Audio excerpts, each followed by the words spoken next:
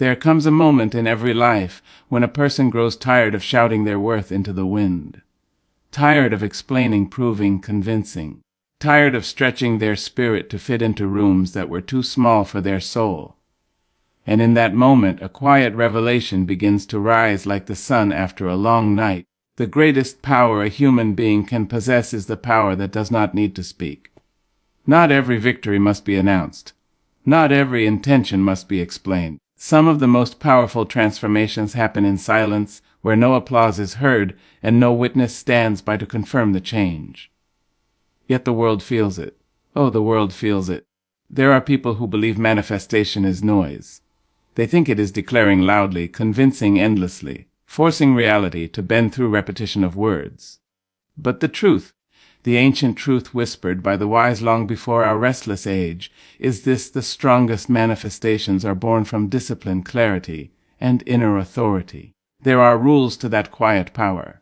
Not rules written on stone tablets, not rules shouted from podiums, but rules carved slowly into the character of those who choose mastery over chaos.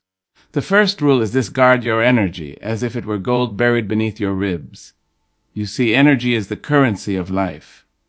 Every thought you entertain, every argument you join, every resentment you carry spends that currency. Many people live their entire lives spiritually bankrupt because they give their energy away to every distraction that knocks at their door. But the wise learn restraint. They do not attend every fight they are invited to. They do not explain themselves to every curious ear. They understand that the moment you protect your energy, your mind becomes clearer, your actions sharper, and your presence stronger. And when your energy is not scattered, it gathers like a river behind a dam, building pressure, building force. That is when things begin to move in your life without a single word being spoken. The second rule is this: discipline your emotions, so they serve you rather than rule you. The world will try you. People will misunderstand you. Circumstances will arrive uninvited and unwelcome. But emotional chaos is the enemy of manifestation. When anger drives your decisions, you build storms where peace could have stood. When fear controls your choices, you close doors that destiny quietly opened.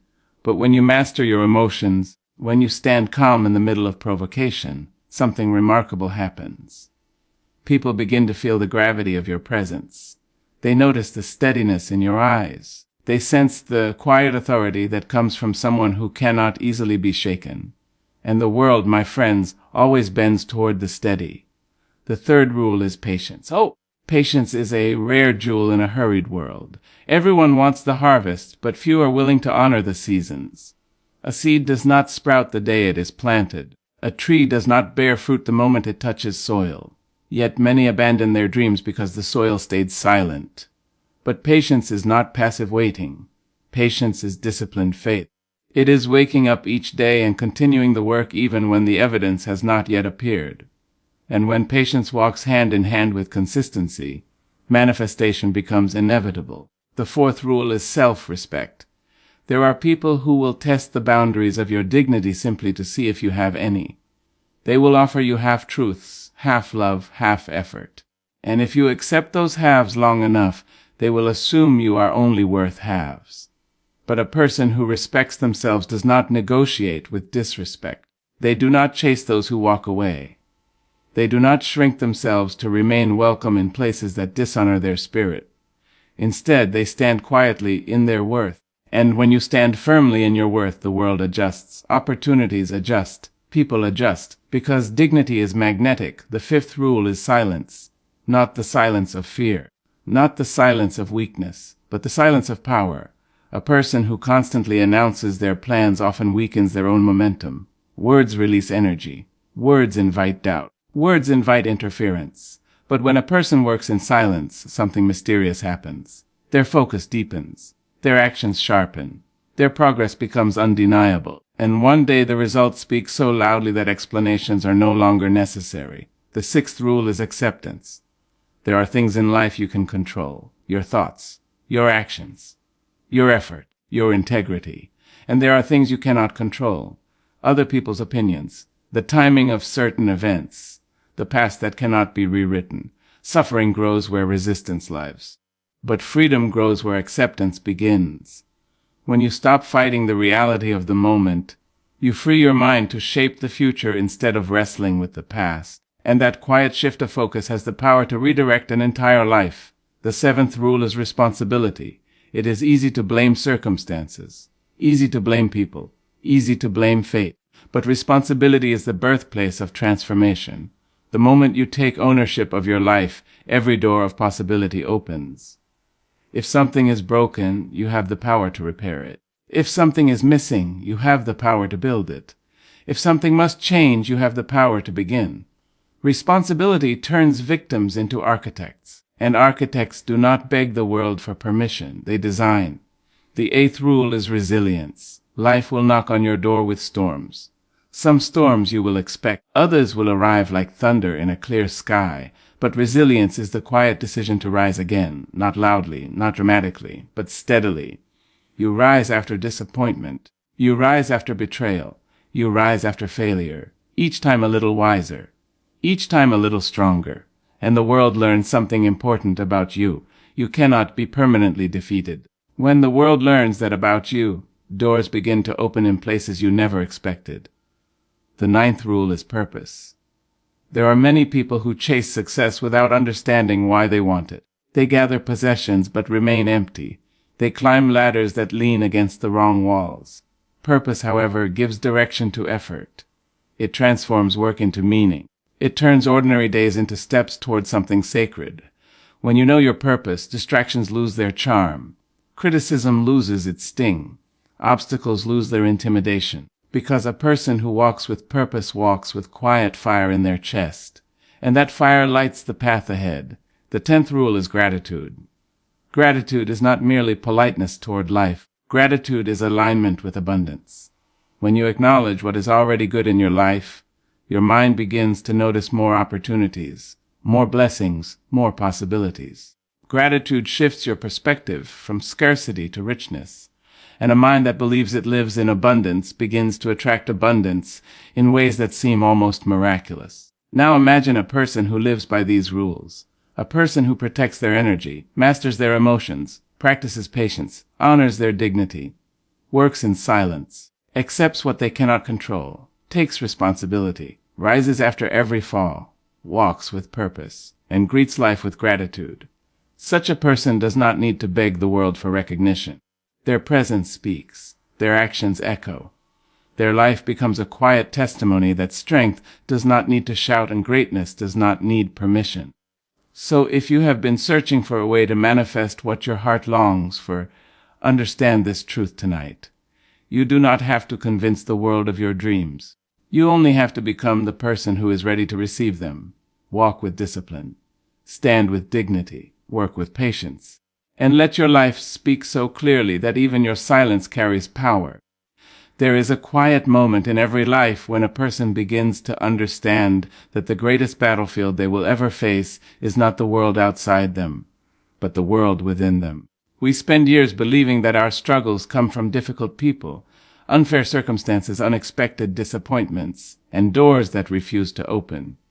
We point outward, we argue with reality. We demand that the world change so we can finally feel peace.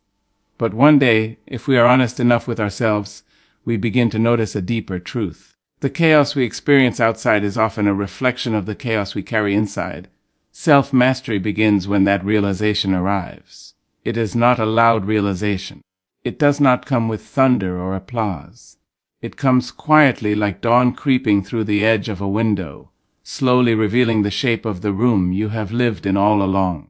In that moment you begin to understand something powerful. If you can govern your thoughts, your emotions, your impulses, your fears, and your reactions, you will hold a kind of authority that no circumstance can easily break.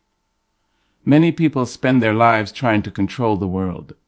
They try to control how others behave, how quickly success arrives, how every conversation unfolds, how every outcome must appear. But the world is far too large to be controlled. People have their own storms in their hearts, their own stories, their own insecurities, their own ambitions. Trying to control them is like trying to command the ocean to stop moving. But there is one territory where control is possible, one land where discipline can truly rule, and that land is the self. The moment you begin mastering yourself, the world begins to move differently around you. When you master your thoughts, you stop believing every voice that passes through your mind. Not every thought deserves your trust. Some thoughts are born from fear, some from insecurity, some from wounds that have not yet healed. A person without self-mastery treats every thought as truth. They hear a whisper of doubt and immediately assume they are not capable. They feel a flash of anger and immediately release it like lightning. They encounter criticism and allow it to define their identity. But a person who has begun mastering themselves understands that thoughts are visitors, not rulers. They examine them. They question them. They choose which ones deserve space and which ones must be shown the door. That kind of mental discipline changes everything. When doubt appears, it no longer has the power to paralyze action. When negativity knocks, it does not receive a permanent seat in the mind. And slowly the world begins to notice that this person cannot easily be shaken. Self-mastery also lies in emotional discipline. Emotions are powerful currents inside the human spirit. Joy lifts us, grief softens us, anger energizes us, fear warns us. But emotions were never meant to be kings sitting on the throne of our decisions. They are signals, not rulers. Yet so many lives are directed by emotional storms. A person feels insulted and destroys a relationship with a careless response. A person feels afraid and abandons an opportunity that could have transformed their future. A person feels impatient and quits a path that required just a little more time. But the individual who begins mastering themselves learns to pause. They learn to breathe in the moment where reaction would normally explode. They observe the emotion rising inside them like a wave, and instead of drowning in it, they stand still until the wave passes, and something remarkable begins to happen. People who once tried to provoke them lose interest. Situations that once felt overwhelming become manageable. Conflicts that once escalated now dissolve in the presence of calm. The world begins to move differently around someone who cannot easily be provoked. Self-mastery also means mastering desire. Desire itself is not the enemy. Desire pushes humanity forward. It inspires creation, discovery, improvement, and growth. But when desire becomes uncontrolled, it turns into restlessness, greed, and endless dissatisfaction. There are people who achieve one goal and immediately feel empty because they are already chasing the next. They gain recognition yet remain anxious because they crave more attention.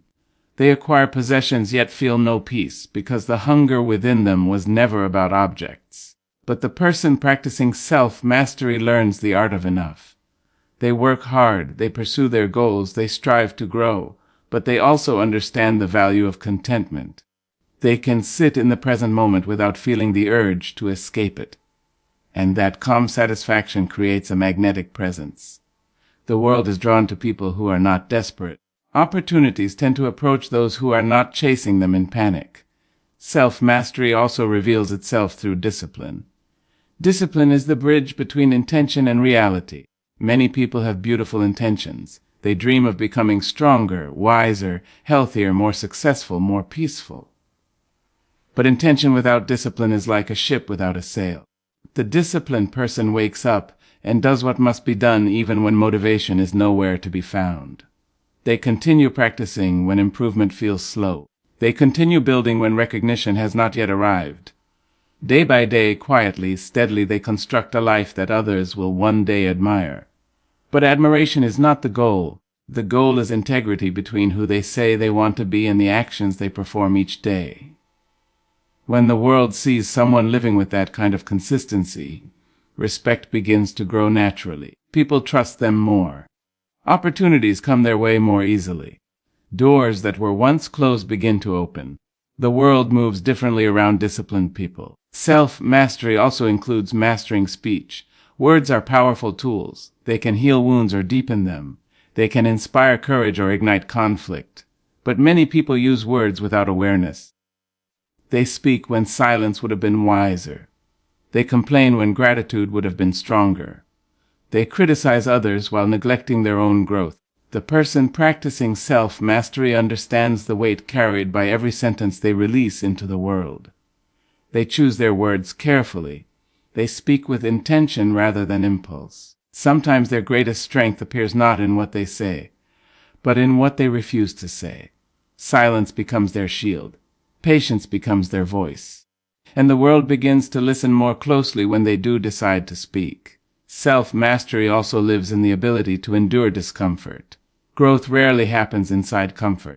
Muscles grow stronger only after resistance. Wisdom often emerges from hardship. Character is forged through challenges that test the spirit. Yet many people flee from discomfort at the first sign of difficulty. They abandon goals when effort becomes demanding. They avoid conversations that require courage. They retreat from responsibilities that stretch their abilities. But the person who practices self-mastery walks toward difficulty with steady resolve. They do not seek suffering, but they are not afraid of it either.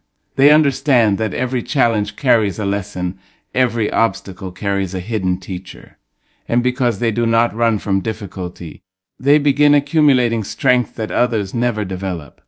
The world moves differently around those who refuse to retreat. Self-mastery also includes mastering attention. Attention is one of the most valuable resources a human being possesses. Where attention goes, energy flows. Where energy flows, results appear. But modern life is filled with endless distractions. Screens compete for attention. Opinions compete for attention. Problems compete for attention. And many people spend their days scattering their focus across 1,000 trivial concerns. The person practicing self-mastery learns to guard their attention carefully. They decide what deserves their focus and what does not. They choose meaningful work over empty noise. They invest their time in learning, creating, building, and improving. That focused attention begins producing results that scattered minds rarely achieve.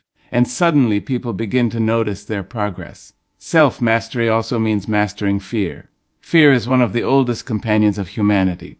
It exists to protect us from danger. But when fear grows beyond its purpose, it begins limiting life itself. Fear whispers that failure will be humiliating. Fear whispers that rejection will be unbearable. Fear whispers that the unknown is too risky to explore. But the person practicing self-mastery learns to walk beside fear rather than obey it. They acknowledge the feeling, but they refuse to surrender their direction because of it.